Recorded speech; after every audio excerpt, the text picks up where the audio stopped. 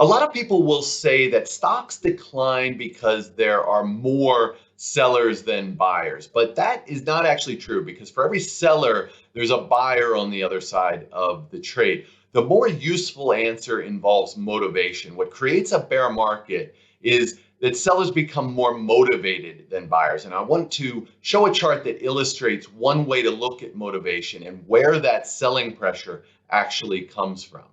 Top graph is the E-mini contract in the S&P. So every point here in the S&P is worth $50. Futures traders trade these points back and forth. The blue and red graphs, this is open interest as reported by the CFTC. If you're not familiar with this report, it's really very simple. Basically just tracks the direction that traders believe the market is headed. If you're above zero, you're net long, below zero, net short. And the picture here is really interesting, right?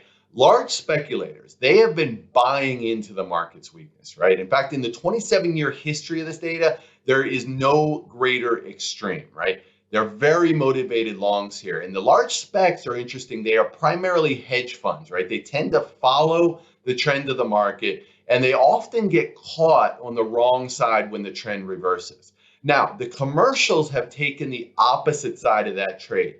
Their net short position, it hit a 13-year extreme at the start of March. Okay, so these are people, the commercials are people and companies that actually deal with the index as part of their business. They tend to be on the correct side of the market over the long run. So one of these groups is going to be correct and the other isn't. And again, it's the commercials that are typically win out. So the current configuration is actually very bearish for stocks. Now, these are not short-term timing tools. I don't want to give anybody the impression of that, but they do provide an excellent indication of where the speculative money is, where the large specs are, and where the so-called smart money is positioned.